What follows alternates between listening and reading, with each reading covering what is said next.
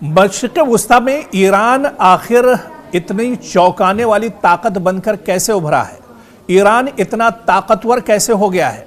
जिस ईरान पर हमेशा से पाबंदियां रही हो, जिस ईरान को हमेशा सुपर पावर अमेरिका ने दबा कर रखा हो, जिस ईरान पर हालिया दिनों इजराइल ने बड़ा हमला किया हो, वो ईरान आखिर इतना ताकतवर कैसे है?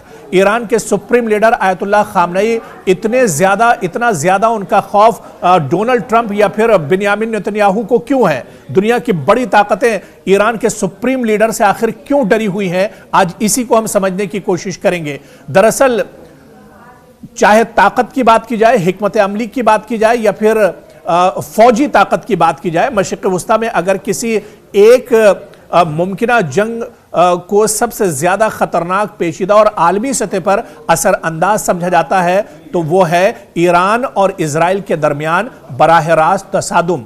और यह जंग सिर्फ दो मुल्कों तक महदूद नहीं रहेगी, बल्कि इसके असरात पूरे खित्ते और पूरी दुनिया तक एक तरह से फैल सकते हैं।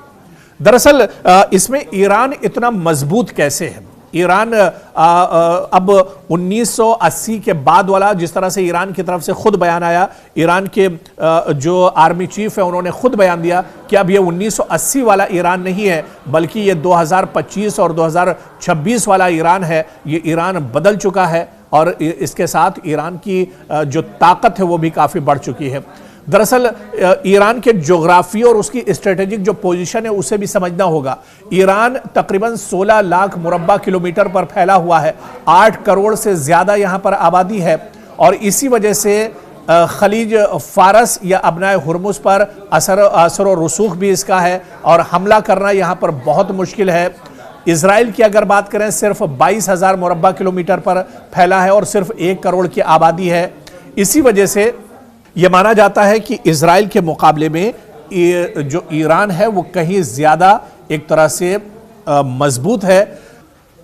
तो ईरान अब पहले के मुकाबले में काफी मजबूत है और ईरान की फौजी ताकत भी अब पहले के मुकाबले में कहीं ज्यादा मजबूत नजर आती है।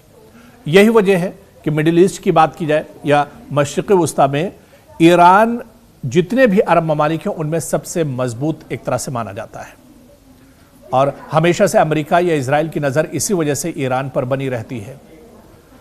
और कहीं ना कहीं ईरान को तोड़ने की बात भी की जाती है, लेकिन जिस तरह से ईरान मजबूत है, ईरान जिस तरह से आयतुल्लाह अली खामनेई पूरे मुल्क को मुत्तहिद करके एक तरह से चल रहे हैं, ये भी ईरान की एक बड़ी जीत है। और यही वजह है कि चाहे इजराइल की बात की जाए या फिर अमेरिका की बात की जाए, ये किसी बड़े हमले का मंसूबा एक तरह से नहीं बना सकते हैं।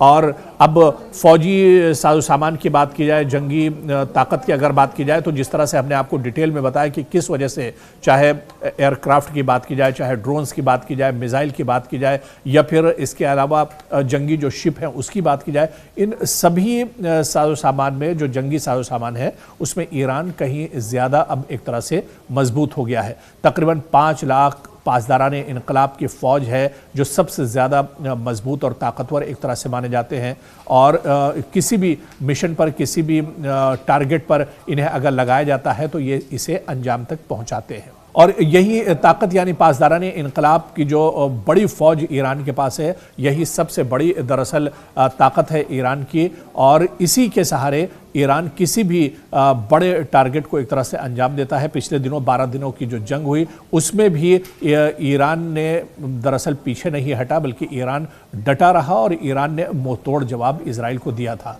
तो कुल मिलाकर ये कहा जा सकता है कि मशरिक़ वुस्ता में अरब ममालिक में जो सबसे बड़ी ताकत है वो ईरान है और ईरान पर कोई भी ताकत या कोई भी सुपर पावर इसी वजह से दरअसल चढ़ाई नहीं करता है या हमला नहीं करता है। इजराइल ने गलती की थी और उसे एक तरह से इस गलती का भुगतना पड़ा जो पिछले दिनों जंग हुई थी और उस जंग के बाद इजराइल को काफ़ी ज़्यादा परेशानियों का सामना एक तरह से करना पड़ा है।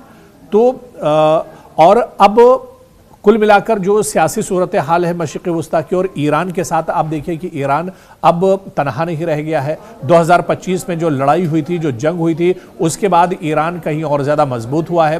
ईरान ने आलमी सतह पर अपने दोस्त बढ़ाए हैं। ईरान ने आलमी सतह पर जो सुपर पावर ताकतें हैं, चाहे रशिया की बात की जाए या फिर चीन की बात की जाए, उनके साथ इसके ताल्लुकात बेहतर हो गए हैं। और ऐसे में अमेरिका भी ये देख रहा है कि ईरान अब अकेला नहीं है। ईरान पर अब जब हमले के बाद अमेरिका की तरफ से, डोनाल्ड ट्रंप की तरफ से की जा रही थी, तो उस वक्त भी आप देखिए कि जितने भी मशरिक़ वस्ता के इस्लामी ममालिक हैं, बड़े जो ममालिक हैं, वो भी कहीं ना कहीं ईरान के साथ खड़े नजर आए थे।